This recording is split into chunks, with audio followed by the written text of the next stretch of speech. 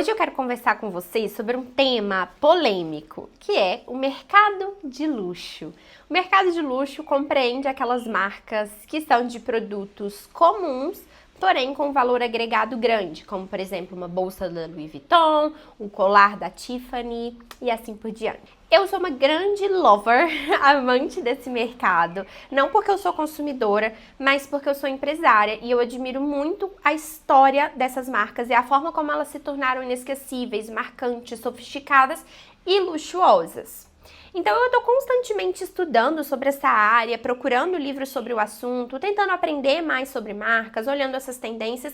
E essa semana eu terminei o livro Não É Por Acaso, com o subtítulo de Lições, Técnicas e Práticas do Mercado de Luxo para o Seu Negócio, do Giovanni Carpigiani, mas ele é brasileiro. Ele é pós-graduado em gestão de marketing, ele trabalha em marcas de luxo há muito tempo, se eu não estou enganada ele trabalha em um hotel agora, não me lembro qual, me desculpa Giovanni, mas eu sei que ele já trabalhou aqui pelo que está escrito, né, com Carolina Herrera, Michael Kors, Jimmy Choo, Palácio Tangará, enfim, ele é estrategista digital também dessa área. Então eu imaginei que eu tinha muito a aprender com ele. Não é o primeiro livro que eu leio no assunto, mas é o livro que me trouxe o insight para gravar esse vídeo aqui. E eu sei que nesse canal a gente não fala exatamente de negócios, né? Então eu queria trazer uma segunda visão desse livro, desse tipo de mercado, não só voltado para essa área empresarial e, enfim, você se tornar inesquecível em termos de marca, mas para você também conseguir ter insights para sua vida pessoal e, assim, se você tiver uma marca ou trabalhar em algum lugar, que isso sirva de algum significado para você. Na minha opinião, o mercado de luxo, ele não fala exatamente sobre o preço, sobre marcas caras que cobram um valor absurdo para itens supérfluos, ou não, depende da visão de cada pessoa. Mas para mim, marcas de luxo tratam primordialmente sobre intencionalidade, significado e detalhe. Detalhe, para mim, é o ponto que mais pega. E detalhes com intencionalidade. Nada está ali por acaso. Quando você pega a Disney, por exemplo, eu não vejo que ela é considerada como uma marca de luxo, mas a gente não pode negar que é sim um lugar caro, que é um produto caro. Você ir ao parque da Disney, eu tô dizendo assim, o Walt Disney World, né? Não é um ambiente que qualquer pessoa consegue entrar. É uma pessoa que tenha determinado poder aquisitivo, que faça parte de uma determinada classe social ou que quer se encaixar em determinada classe social para frequentar esse tipo de espaço. Não é o tipo de discussão que eu quero ter aqui, mas quando você começa a estudar sobre a Disney, você percebe que tudo ali é intencional. Sabe aquele castelo? Eu vou até deixar a foto aqui, o castelo da Cinderela, né, do Magic Kingdom, no Walt Disney World. A gente tem uma passagem nesse lugar aí da porta, que é uma passagem que liga a parte da frente do parque, a Main Street, à parte de trás do parque. Dentro dessa passagem, a gente tem vitrais. Mas não são vitrais feitos de acrílico, de plástico, são vitrais literalmente feitos de vidro ou de pedras preciosas. Faz alguma diferença ter pedras preciosas ou um acrílico ali? Todo mundo, sei lá, vamos supor que 1000 pessoas passem lá diariamente, que eu acredito que seja muito mais, mas 1000 pessoas passem lá diariamente. Quantas delas reparou que era um quartzo rosa, que era um fio de ouro, ao invés de simplesmente uma tinta qualquer? Pouquíssimas, ínfimas. Mas por que isso tá ali? Pelo detalhe, pela intencionalidade. Quando você vai na Disney, você não espera que ela use acrílico, você espera que ela use uma pedra preciosa. Eu acho que essa é a essência do mercado de luxo. Nada é por acaso, como o próprio nome do livro do Giovanni diz. E antes, assim, de a gente falar qualquer coisa, eu acho que a gente precisa primeiro quebrar um estigma. Quando a gente fala de luxo, a gente tem dois lados, né? A gente tem pessoas que falam, nossa, meu sonho, quero muito, admiro, gosto demais, quero. E a gente tem um lado que fala, poxa, isso aqui não vale nada, isso é supérfluo, isso é você ser fútil, isso é arrogante. Eu entendo, assim, eu sei, eu consigo visualizar os dois lados, né? Eu consigo entender a problemática do mercado de luxo do mesmo jeito que eu consigo também entender as pessoas do mercado de luxo, mas eu acho que tudo na vida a gente tem algo a aprender, alguma lição para tirar, e essa é a minha intenção, trazer pra gente discutir aqui ideias sobre esse tipo de mercado, sobre a visão desse mercado e o que a gente pode aprender ou excluir da nossa vida baseado no mercado de luxo. E aí eu acho que talvez também o problema ele não tá exatamente no conceito, mas sim como a gente enxerga ele. O luxo também é uma experiência. Então assim, você ir ao Beto Carreiro não é a mesma coisa que você ir à Disney. Os dois são igualmente legais, muito bons. Mas ir ao Beto Carreiro não é a mesma coisa que ir à Disney. Usar uma base da Dior não é a mesma coisa que usar uma base da Ruby Rose. Significa que a base da Ruby Rose é ruim? Não. Eu, Virginia, inclusive, prefiro. Porém, usar Dior não é a mesma coisa que usar Ruby Rose. Você consegue me entender? Que a Ruby Rose eu posso ir em qualquer loja, de qualquer lugar, em qualquer cidade encontrar. O da Dior eu só consigo comprar na loja da Dior ou na Sephora. Quando a gente abre o TikTok, a gente vê aquelas milhares de adolescentes, enfim, é assustador, meninas de 12, 13 anos passando altos corretivos e bases para ir pra escola. Gente, eu só queria ir pra escola. Quando a gente vê, é de certa forma, sim, assustador, mas isso não acontece com a Ruby Rose. Você acha que as meninas acordam cedo para passar uma base da Ruby Rose no rosto? Não pela Ruby Rose, gente, como eu falei, eu adoro, não levem isso pro lado do preconceito com a marca, não é isso. Mas é a influência do mercado de luxo. É sobre você se encaixar. As meninas que não têm condições de comprar a Dior estão usando o Ruby Rose porque elas estão vendo no TikTok e no Instagram meninas da idade delas usando o Dior que elas compraram na Sephora com o cartão Black do pai, mas a condição que elas têm hoje é de usar a Ruby Rose. Então elas querem estar pelo menos se encaixando e um pouco parecidas com as meninas que usam Dior. Então aí vem essa questão do mercado de luxo, né? Tipo, por que isso acontece? Primeiro, influência, né? A gente não pode falar aqui sobre a questão da antropologia, da influência das redes sociais, adolescentes querendo se encaixar. Também é uma discussão super relevante que não é o que eu vou entrar aqui.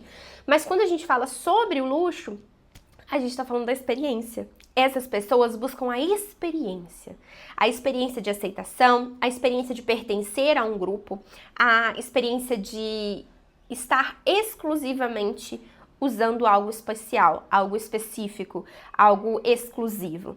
É por isso que a gente tem também, por exemplo, em restaurantes, a carta de vinhos é tudo diferente, né? Você pode comprar uma carta de vinhos brasileiros, mais baratos, mas se você quiser um vinho que tá envasado, né? Eu acho que é engarrafado? Eu não lembro o nome da palavra que usa, mas um vinho que tá naquela garrafa por mais de 50, 60, 100 anos, o preço sobe muito mais, porque é muito mais exclusivo. E aí está, o gosto é o mesmo? Talvez esse aqui tá até com gosto de mofo, tá até com gosto ruim. Porém, não interessa, porque eu estou usando algo de 100 anos.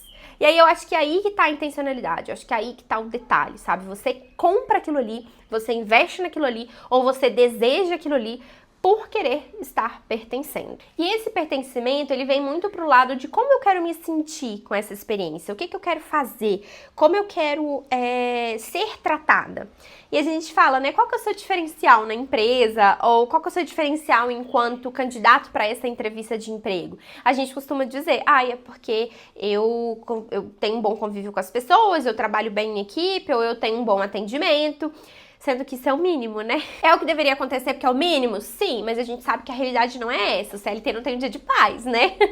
Mas de todo modo, como você se sente ali. Se você é bem acolhido, a pessoa lembra do seu nome, a pessoa te manda uma mensagem ali falando que algum produto que você sempre usa chegou. Enfim, esses detalhes.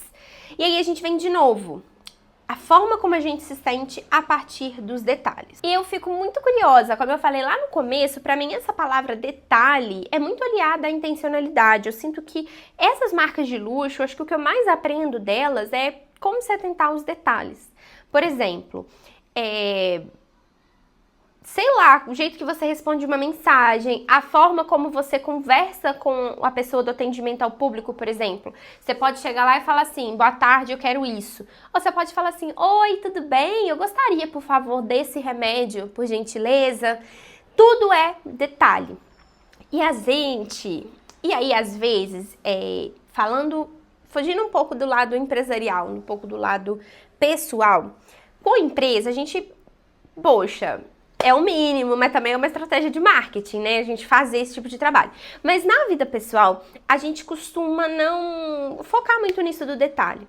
Detalhe em como a gente responde alguém, como a gente cumprimenta ou não alguém, como a gente organiza o nosso dia, como a gente executa nossas tarefas. Muitas vezes a gente executa com pouco amor, pouca vontade, a gente não tá com vontade, sei lá, de aspirar a casa, de colocar um cheirinho, ou de trabalhar, fazer aquele relatório que a gente precisa, enfim, e é perceptível.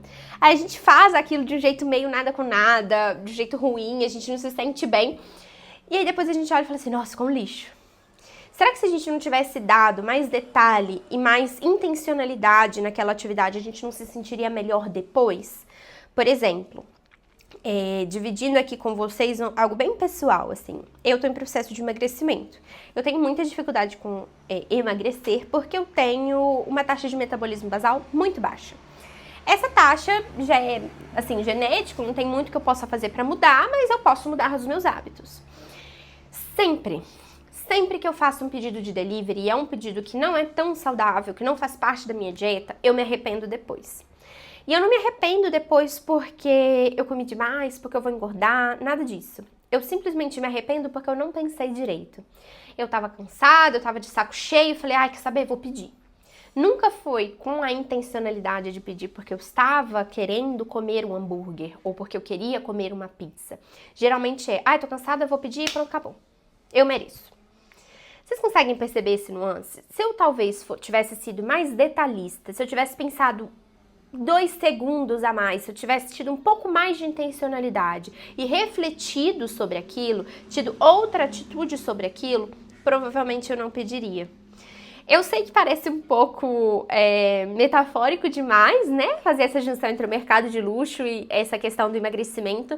Mas, como eu falei com vocês no primeiro vídeo que eu postei nesse canal este ano, eu quero trazer discussões, eu quero fazer correlações e insights que surgem na minha cabeça.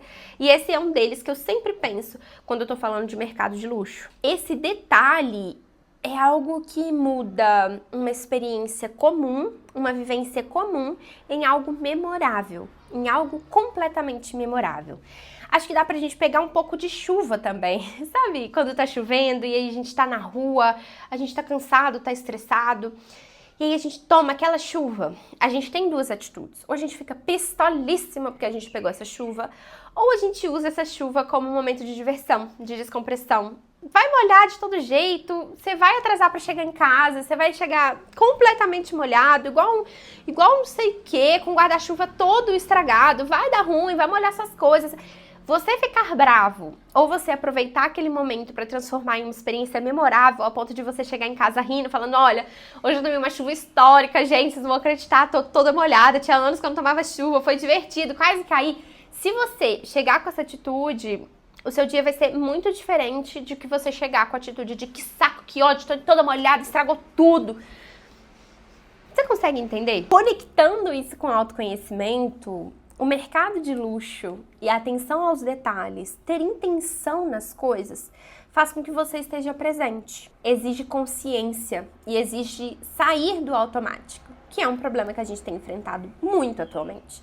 Viver no automático, viver ansiosa, viver correndo um dia após o outro. E talvez o maior aprendizado desse vídeo, desses insights todos que eu tô colocando aqui, inclusive me dê a sua opinião nos comentários, por gentileza, é que o mercado de luxo, essa atenção aos detalhes, também é uma forma de consistência, também é uma forma de constância, também é uma prática. E a gente pode pegar alguns exemplos dele, como, por exemplo, fazer bem feito mesmo que ninguém esteja olhando, fazer porque você merece o bem feito, fazer o consciente, fazer aquilo com intencionalidade, porque você merece escolher as suas atitudes e, enfim, viver a sua vida com presença e intencionalidade. Não aceitar o que é feito como mais ou menos, assim, tanto em atendimento, você enquanto cliente, tanto você enquanto empresa, enquanto pessoa, não aceitar o mais ou menos, um amor morno, um atendimento ruim, ou uma comida ruim e não falar nada. Tenha intencionalidade, se atente aos detalhes. Voltando à discussão que a gente trouxe no início, né, de que o mercado de luxo pode ser visto como arrogância, você já parou para pensar que você ser autêntico também é você ser taxado de metido, de arrogante? Do mesmo jeito que levantar o seu padrão, escolher detalhes melhores, ser mais detalhista, cuidar mais de si ou da sua casa, impor seus limites, também é algo que é visto como arrogante, também é algo que é repelido. Tudo isso tem a ver com autoconhecimento. Tudo isso tem a ver com ser um produto de luxo. Então não só deseje as bases da Dior, as bolsas da Louis Vuitton como eu, ou um colar da Tiffany, porque o atendimento é incrível.